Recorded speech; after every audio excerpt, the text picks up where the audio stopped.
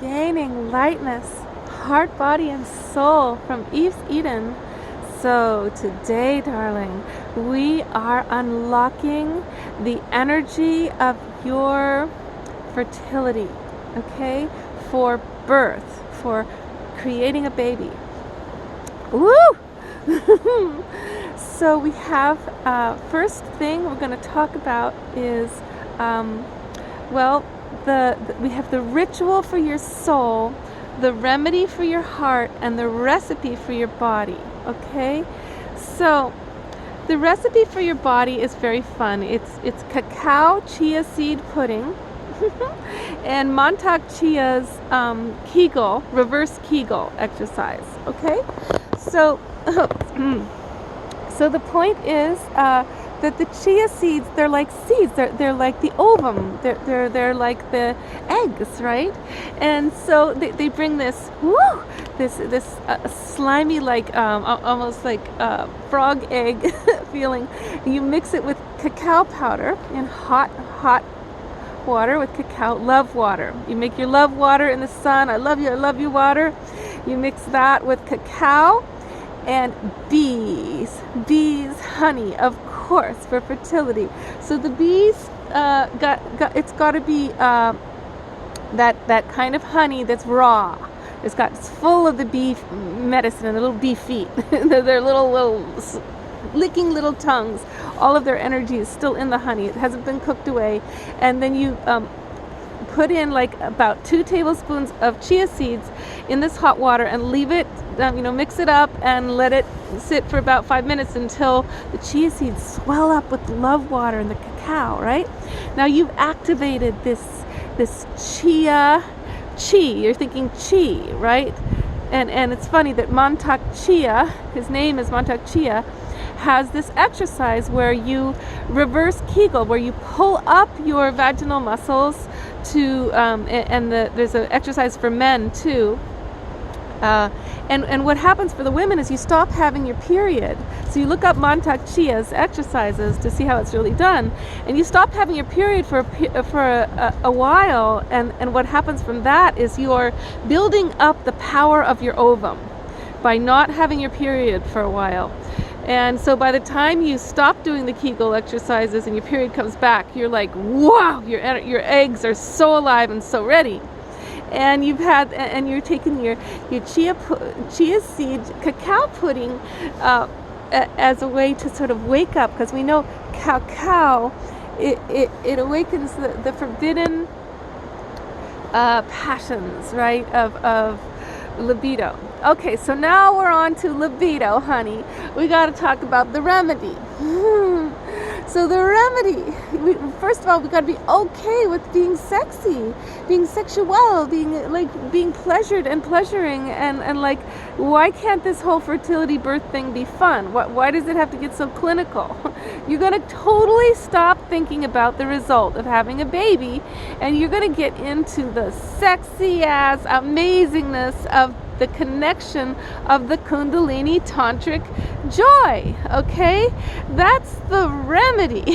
The remedy is taking away all of the religious crap that says, the mouth is just for speaking, and you can't go down on anybody because that you weren't made for that, and anuses are never supposed to be. Everything's like so in religion. They just take away all the fun.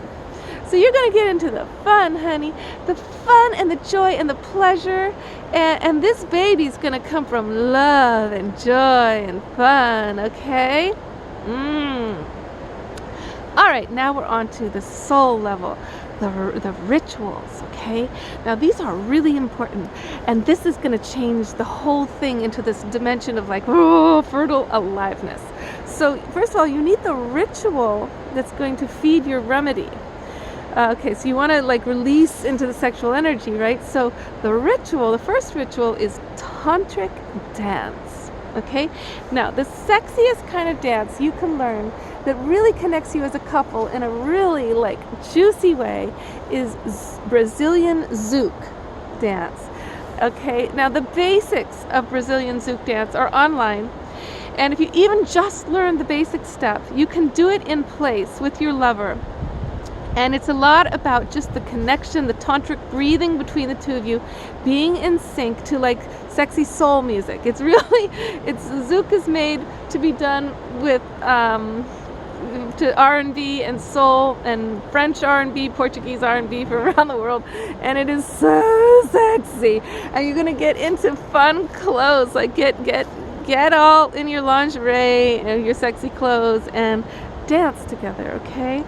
So that's one of the rituals. Now the other ritual is really even, it has to do with the spirit of the soul that you're bringing in. So one of the problems that we have when we're blocked in fertility is we have these certain fears that we're going to have a spirit come that we're not connected to, that we don't have enough in common with, that has or that will just never come, right? So you go to a cave, and now this comes from Sabantu Somé from Burkina Faso, Africa, near Ghana. She's a great ritual leader and teacher, and she talks about going to the cave in nature, or the cave behind the waterfall, the sacred womb of the earth, and bringing offerings to the earth, but actually speaking to the soul. While you're in a physical womb, you speak to the spirit that you're calling in. I'm calling in a spirit that can love everything, can really receive from me, and that I can really receive from, and that we're really, really love each other, and we have a divine calling to be connected, and there's something sacred in our relating. Like you talk to this, who you're calling in, somebody who can receive the best of me, and we can be on a sacred journey that is of benefit to the planet, whatever your thing is. And you bring offerings like fertile eggs, those are the ones that have like a little red dot when you open them up because they've actually been fertilized by a rooster. You bring flowers and fruit and candles and chocolate, and you bring them to the mouth of the cave as offerings. There's a lot of intuitive ways to do this. Cornmeal, and you sprinkle it on the earth. You pour milk into the earth. Rituals that connect you with fertility and the earth, okay? So with some improvisation in there of what feels authentic to you, all right? And so you're doing your tantric dance in nature, hopefully, and you're doing this ritual together. You're doing your Kegel, reverse Kegel, with holding your period for a while, and you're having your chia seed pudding, cacao pudding, and you're connecting with the chi. You're connecting with the chi itself, the tantric energy of love that brings life, and you're releasing all the shows. Now here's the other biggest fear, the biggest concern people have is, well, why should I bring a baby into this world when this world is it's going through a transformation, and we don't even know if we're going to live any longer, and we don't know if we should bring children into such a difficult world. Well, that's a real concern. I would do all of these things I'm talking about to adopt a child. Personally, I actually, you're not going to believe it, I'm going to tell you anyway. Well, I had my tubes tied because I wanted to be sure to adopt a child. I already had a child naturally, and it was the greatest thing I ever could have done for my life and myself. But I knew that there's so many parentless children in this world that I would be tempted to have a child again myself, just out of the love of that experience and the vanity of wanting them to come from me. And that's not what's necessary right now. So all of this fertility stuff can be done on behalf of adopting. It can. Or you can take this thought form, which is that the indigo children are coming. They are the saviors of this world. And they may not always have skill sets like you think of, oh great, my kid's gonna have an IQ off the charts, and they're gonna like save the world. It's more, sometimes they're the autistic kids who can't even talk, because they're bringing a resonant energy that's from the unseen world, where it's wordless, in the divine realm, where it's a vibrational energy that needs to be on the planet that is not so mental. It's more feminine, it's more experiential. So a lot of the kids, you know, special needs kids who are just full of this love, like, you know, they are really important because that vibration of pure love on the planet is so rare. It's like Jesus, it's so rare. So you can't control who they'll be or who you'll get. But at this time, there are more beings that need to come to help this midwife this transition. And for a lot of people getting older, like, and COVID viruses and stuff, many people are going to have to leave the planet. They're going to be becoming angels, overlooking things. And there's going to be a need for children who are prepared on a deep spiritual level from the angels before they come in.